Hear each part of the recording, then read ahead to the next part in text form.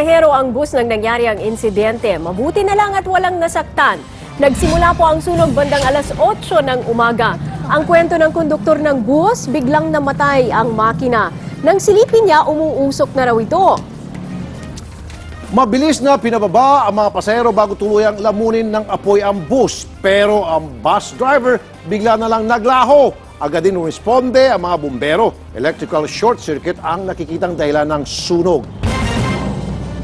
Kung malilate sa eskwelahan ang anak nyo, isa sa mga mabilis na transportasyon ang motor.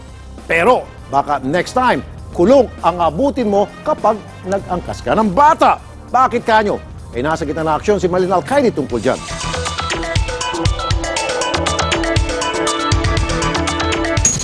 Aba sa mga mommy at daddy ho dyan, kayo ho ba isa sa mga magulang na inihahatid ang inyong mga anak sakay ng motorsiklo? Aba kung opo, makinig ho kayo dahil sa Senado ho, meron hong isinusulong na batas kung saan ipinagbabawal o ipagbabawal na ho ang pag-angkas sa motor ng mga bata. Isinasapinal pa ng Senado ang magiging penalty pero posibleng makulong ang magulang kung mahuli sa ikatlong beses.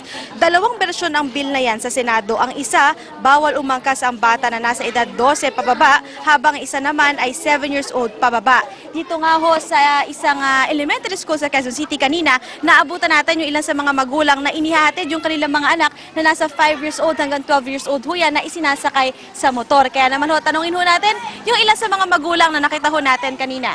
Tay, kayo po, anong reaksyon nyo dito sa bago isinusulong na batas sa Senado? Hindi ako payag doon sa ganung batas nila kasi wala naman akong trabaho araw-araw na umiincome ako ng malaki. Tsaka kulang ako ng budget para sa kanila sa pamasahe. Binigyan ako ng motor ng anak ko para pang-service sa kanila. Ibig sabihin, hindi ko na gagamitin to. Maglalakad kami o magsiservice kami. Ako ng mamasahe kami. Wala kami pamasahe, hindi ko na papasukin yung anak ko. Diba? Wala akong budget eh. Mas tipid kasi pag namamasahe kasi 20 ang papunta, 20 pa uwi. Kaya 40. Talagang patutupad na yon, wala tayong magagawa kundi sumunod na lang. Pero for the meantime, para makatipid kami, sinusundo muna na namin mga bata. Maganda po yung ma'am, para po sa safety ng mga bata.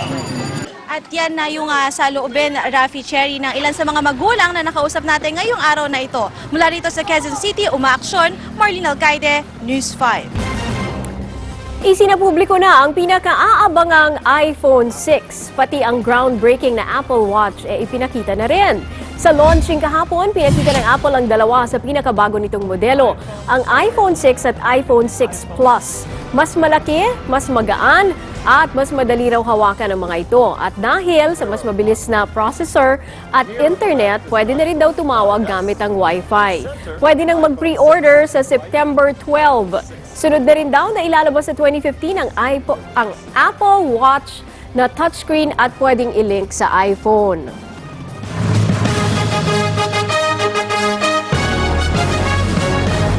Sa Action Sports, bigo ang Barangay Ginebra na makapagbagsak ang Sakers mula South Korea sa exhibition match nila kagabi.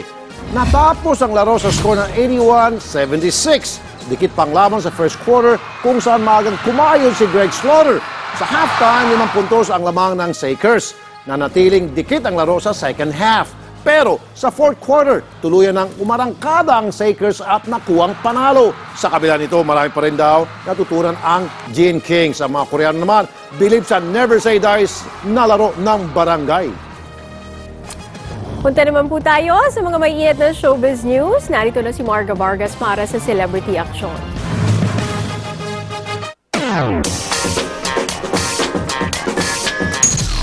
Salamat, Sherry. Kapatid hunk na si Gerard Garcia rarampa at ready to flaunt ang kanyang katawan sa taunang Cosmo Bash. Pero hindi po yan ang reporter naming si Gerard Garcia. Siya po ay unang nakilala sa pangalang Gerard Season. Pinalitan niya lang ang kanyang last name dahil ang pagpapasexy ay panibagong yugto raw sa kanyang career. Isa na rin siya sa mga cast ng drama series na Jasmine dito sa Kapatid Network. Gaganapin ang Cosmo Bash sa September 24 sa World Trade Center. Hindi naman naging happy ending ang relasyon ni Ritz Azul at Direk GB San Pedro. Sa ibinunyag ni Ritz, separated na daw sila nitong ni Direk GB. Di na rin daw sila gaanong nag-uusap ngayong matapos ang Cinemalaya entry nila na separados. Sabi pa ni Ritz, mas gusto na niyang munang mag-focus sa kanyang career. Sa ngayon, marami raw siyang magazine offers at TV projects na paparating. At yan ang mga chika ko for this Wednesday. See you tomorrow mga kapatid. Back to you, Rafi at Cherry. Yan po ang aksyon sa ating bansa ngayong tanghali, ika-10 ng Setyembre. Ako po si Rafi Tulfo. Hanggang bukas, mga kapatid, hayaan niyo po kami na muling saluhan ang inyong tanghalian ng mga maaksyong balita. Ako si Cherry Mercado. Saan man kailan mga kapatid, higit sa balita, aksyon.